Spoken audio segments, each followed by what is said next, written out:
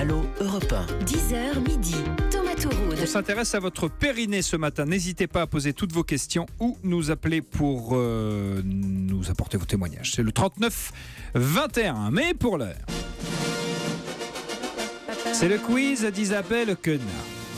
Faut-il se retenir ou pas de faire pipi ? Est-ce que ça a un intérêt de se retenir et d'essayer d'attendre le plus longtemps possible ? L'intérêt que ça peut avoir, c'est s'il n'y a pas de toilette. Vous voyez ce que je veux dire ?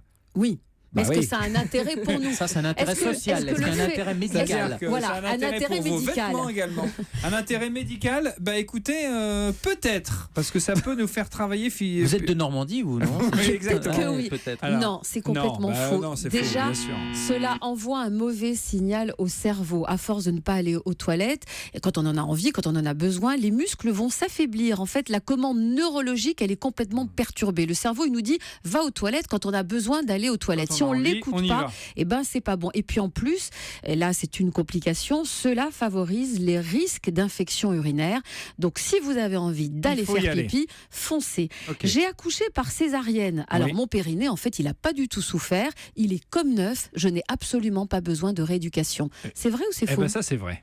Ça c'est faux. Mais c'est ce que j'ai dit. C'est faux parce que de Normandie, vous êtes en plus un petit peu menteur. Juste le poids du bébé va agir sur le périnée pendant toute la grossesse. L'utérus va grossir, il va peser de plus en plus sur le périnée.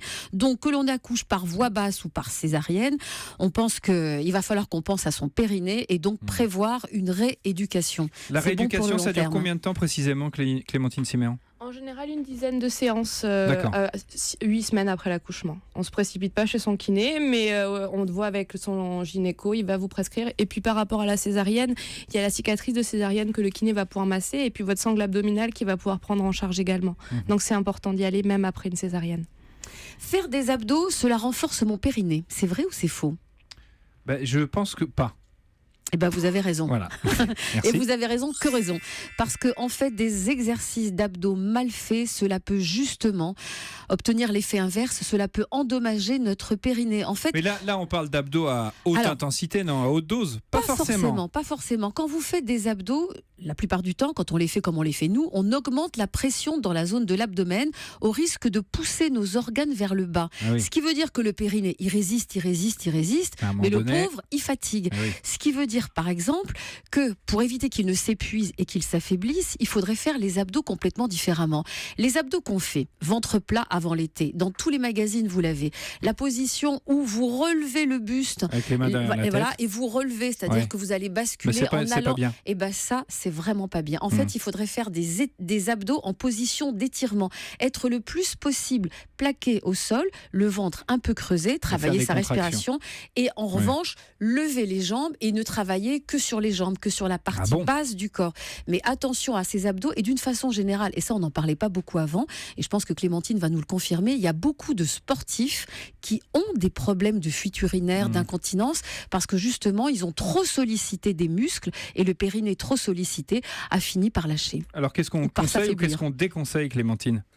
Si on a une fragilité périnéale, on déconseille les sports à impact tels que la course à pied parce qu'il va y avoir à chaque impact du pied sur le sol une forte pression sur votre plancher pelvien.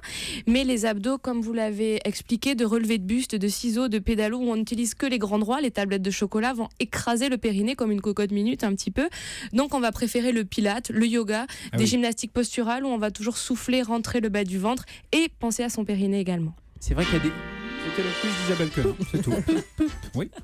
Il y a des sports à fort impact, ça c'est sûr. On n'a pas du trampoline en faisant l'image que le périnée c'est un peu comme un trampoline, mais le trampoline justement c'est très mauvais pour le périnée parce que on voit bien que ça fait des impacts, ça fait des sauts, le saut à la corde, les arts martiaux, l'équitation, l'aérobic intense aussi. On a l'impression que l'aérobic, mais on va taper et ça c'est pas très bon. Donc il vaut mieux privilégier le vélo, la marche, la natation. Et puis il y a des professions à risque périnéal aussi, des professions comme les gens qui sont debout, les personnels de garderie, les professeurs des écoles, les danseuses, tout ça, on voit qu'épidémiologiquement, statistiquement, ce sont des professions à risque.